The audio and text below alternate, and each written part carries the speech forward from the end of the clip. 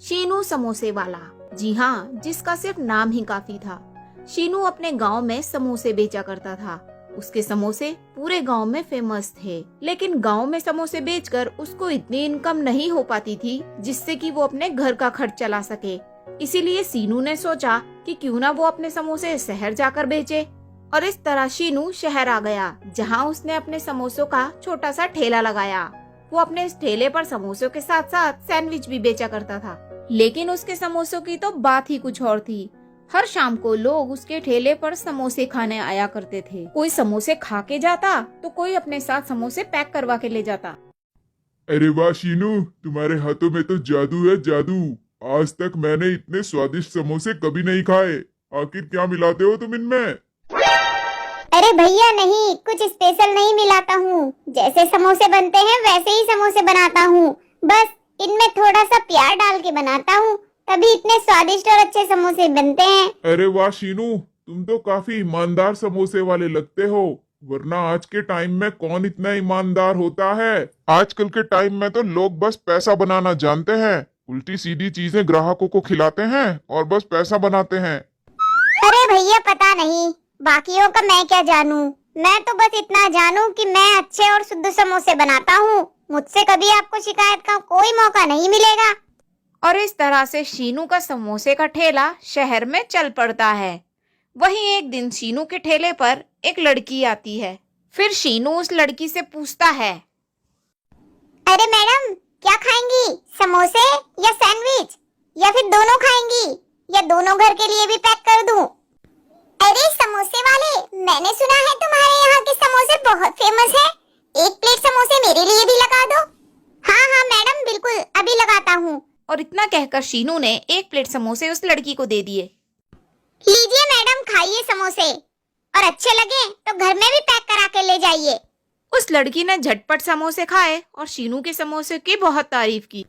अरे वाह, मजा आ गया। तुम्हारे समोसे तो सच में बहुत गजब हैं। आज से पहले इतने अच्छे समोसे मैंने कभी नहीं खाए। यहाँ शहर में तो लोग पिज्जा, बर्गर, मोमो, बस यही सब चीजें खाते हैं। समोसे तो बहुत दिनों बाद खाने को मिले हैं। ऐसे ही बातों बातों में वो शीनू से उसका नाम पूछती है और उससे समोसे पैक करवा कर अपने घर भी ले जाती है। वहीं एक रोज शीनू को किसी काम से बाजार जाना पड़ता है और वहीं बाजार में उसकी मुलाकात उसी लड़की से होती है। शीनू उस लड़की को देखते ही एकदम पहचान जाता है। इससे पहले कि शीनू उससे कुछ और पूछता, वो लड़की खुद ही बोलती है, अरे शीनू, तुम यहाँ बाजार में? जरूर कुछ काम होगा तभी आए हो, वरना तो तुम्हें हमेशा समोसे के ठेले पर ही देखा है मैंने। वैसे मेरा नाम सीमा है। उस दिन मैं तुम्हें अपना नाम ही बताना भूल गई। ऐसे ही शीनू और सीमा ने आपस में बहुत सारी बातें करी। बातों बातों में शाम कब हो गई दोनों को पता नहीं चला। अरे सीमा, तुमसे मिलकर बहुत अच्छा लगा। देखो तो बातों बातों में कितना टाइम हो गया। अब घर भी जाना है, मुझे समोसे भी तो बेचने जाना है। समोसे नहीं बेचूंगा तो घर का खर्च कैसे चलाऊंगा। चलो फिर कल मिलते हैं। और फिर शीनू और सीमा अपने अपने घर चले जाते हैं। कुछ समय बाद एक दिन चौपाल पर शाम के समय दो शराबी आपस में बैठकर शराब पी रहे होते हैं। वो दोनों शराबी शराब के नशे में इतने धुत होते हैं कि आपस में ही लड़ रहे होते हैं। अबे काड़िए, सारी बोतल तू ही पी लेगा क्या? अरे साले, सारे पैसे मैंने खर्च किए हैं। जब हाल 2 बोतलें आई हैं, तेरी जेब से तो फूटी कौड़ी भी ना निकली। बात कर रहा है। आपस में लड़ते लड़ते उन दोनों की नजर दूर से आ रही सीमा पर पड़ती है और वो दोनों शराबी एक टक सीमा को देखने लगते हैं। लाल परी मैदान चढ़ी का खूब लड़ी, हमें भी ले चलो संग। जाने मन, लाल परी बन के कहाँ जा रही हो? एक नजर हम पे भी मार लो। कुत्ते कमीने, एक आंख तो तेरी वैसे ही फूटी हुई है। ज्यादा बकवास करेगा ना, थप्पड़ मार के दूसरी आंख भी फोड़ दूंगी। चल हट जा मेरे रास्ते से, जाने दे मुझे। अरे जैनमन, अकेली कहाँ जाओगी? हमें भी साथ ले लो, हम भी चल देंगे तुम्हारे साथ साथ।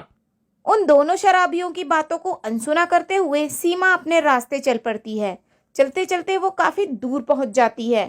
थोड़ी दूर चलने के बाद सीमा को किसी के चलने की आहट आती है, जैसे मानो कोई उसका पीछा कर रहा हो। वो जैसे ही पीछे मुड़कर देखती है तो वो दोनों शराबी उसी के पीछे पीछे आ रहे थे। सीमा उन दोनों को देखकर बहुत डर जाती है। अरे तुम दोनों की इतनी हिम्मत कि तुम दोनों मेरा पीछा करते करते यहाँ तक आ गए। अभी चले जाओ, वरना मैं पुलिस को कॉल कर दूंगी, फिर जेल में चक्के पिसोगे। अरे हीरोइन, तू क्या हमें जेल में चक्की पिसवाएगी? आज तक कोई भी पुलिस वाला पैदा नहीं हुआ जो हमें पकड़ सके। हाँ, पुलिस तो हमें जब पकड़ेगी तब पकड़ेगी, पर अभी तुम्हें हमसे कौन बचाएगा जाने मन। और इतना कहते ही एक शराबी सीमा को पीछे से पकड़ लेता है। आह कमीने, छोड़ दे मुझे, नहीं तो मैं तेरा मुंह फोड़ दूंगी। एक आंख तो पहले फूटी है, दूसरी भी फोड़ दूंगी कमीने। तभी दूसरा शराबी भी सीमा की तरफ बढ़ता है और अपने बचाव में सीमा उसे लात मारकर घायल कर देती है। इसी जद्दोजहद में सीमा भी घायल होकर जमीन पे गिर जाती है। तभी एक शराबी उसका गला दबाने लगता है। अपनी जान बचाने के लिए सीमा बहुत छटपटाती है। वो अपने पैरों को पटकती है, हाथों को झटकती है, पर उसके गले से कोई आवाज नहीं निकलती, क्योंकि वो शराबी बहुत बुरी तरह से उसका गला दबा देता है। अब तुझे कौन बचाएगा? तू मेरा मुंह फोड़ेगी ना? मेरी आंख फोड़ने को बोल रही थी। अब तू खुद को तो बचा नहीं पा रही है हमसे। वो दोनों शराबी शराब के इतने नशे में चूर थे कि उन्हें कुछ भी होश नहीं था कि वो क्या कर रहे हैं। और गला दबाते दबाते उस शराबी ने सीमा का सच में गला दबा दिया और सीमा की वहीं मौत हो गई। और फिर वो दोनों शराबी डर के मारे सीमा को वहीं मृत अवस्था में छोड़कर वहां से भाग जाते हैं। थोड़ी देर बाद वहां बहुत तेज तूफान आता है। उस तूफान में सीमा के शरीर से सीमा की आत्मा अलग हो जाती है और वो एक चुड़ैल में बदल जाती है। बदला, मुझे बदला चाहिए, नहीं छोड़ूंगी उन दोनों को मैं। जैसे उन दोनों ने मुझे मारा है, मैं भी उन दोनों को मार डालूंगी। अब उन दोनों को मुझसे कोई नहीं बचा सकता।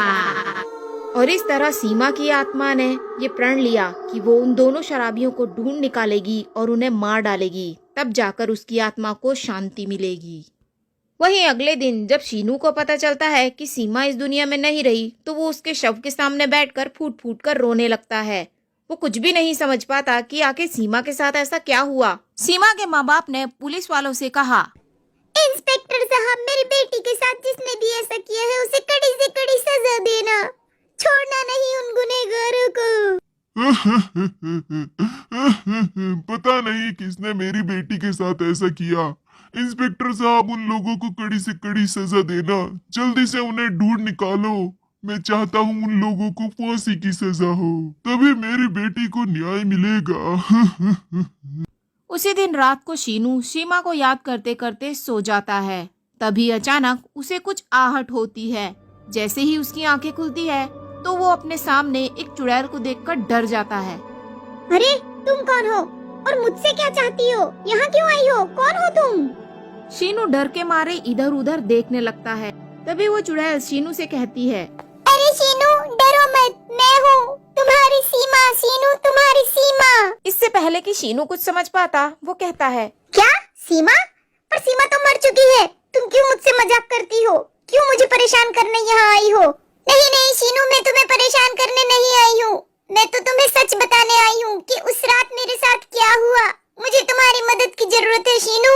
तुम ही हो जो मेरी मदद कर सकते हो। पर तुम तो एक चुड़ैल हो, मैं तुम्हारी कैसे मदद कर सकता हूँ? अगर तुम सच में मेरी सीमा हो तो मैं तुम्हारी मदद जरूर करूँगा। और इतना कहकर सीमा ने शीनू को अपनी सारी आपबीती बता दी कि उस रात उसके साथ क्या हुआ और वो कैसे मर गई। वहीं फिर से वही दोनों शराबी फिर से शराब के नशे में धुत होकर अपने नए शिकार की तलाश में बैठे होते हैं। उन दोनों को इस बात का बिल्कुल भी पछतावा नहीं होता कि उन दोनों की वजह से एक मासूम लड़की की जान चली गई। अचानक वो अपनी तरफ एक आदमी को आते देखते हैं। वो आदमी और कोई नहीं, वो शीनू होता है और शीनू के साथ सीमा की आत्मा। वो दोनों शराबी शीनू को तो आराम से देख सकते थे, पर सीमा की आत्मा जो शीनू के पीछे खड़ी वो उनको दिखाई ही नहीं दी। अरे कौन है बे तू? और इतनी रात को इधर क्या करने आया है? चल चल निकल यहाँ से। तभी शीनू गुस्से में आकर बोलता है, मैं तो चला ही जाऊंगा, पर जैसे तुमने उस लड़की को मारा है वो भी तुम्हें ऐसे ही तड़पा तड़पा के मारेगी, नहीं बचेगा कोई भी। अबे मुझे तो लगता है पी हमने है, पर चढ़ शायद इस साले को गई है। तभी अचानक घने अंधेरे में तेज रोशनी के साथ सीमा की आत्मा शीनू के शरीर में प्रवेश कर जाती है। चारों तरफ तेज वर्षा होने लगती है, तेज बिजलियां कड़कने लगती है और शीनू का चेहरा एक खतरनाक चुड़ैल के चेहरे में बदल जाता है, जो हाथ में खंजर लिए उन दोनों शराबियों के सामने खड़ा होता है। नहीं छोड़ूंगी मैं तुम दोनों को। जैसे तुमने मुझे मार डाला, मैं भी तुम दोनों को ऐसे ही तरपा के मार डालूंगी। इतना कहते ही सीमा की आत्मा जो शीनू के शरीर में थी, उसने उस खंजर से उन दोनों शराबियों के ऊपर हमला कर दिया, जिससे वो दोनों शराबी वहीं मर गए। और इस तरह सीमा का बदला पूरा हो गया और वो शीनू के शरीर से बाहर आ गई। तुम्हारा दिल से बहुत बहुत शुक्रिया शीनू। अगर तुम न होते तो शायद मुझे कभी शांति न मिलती और मेरी आत्मा ऐसी ही भटकती रहती। तुम्हारी वजह से ही आज मुझे मुक्ति मिली है। अब मुझे जाना होगा शीनू। अगले जन्म में मैं तुमसे फिर मिलूंगी शीनू, फिर मिलूंगी। और इतना कहती ही सीमा उस तेज बारिश वाले तूफान में आसमान में उड़ती हुई गायब हो जाती है। और वहीं शीनू घुटनों पर बैठकर फूट फूट कर सीमा को याद करके रोने लगता है।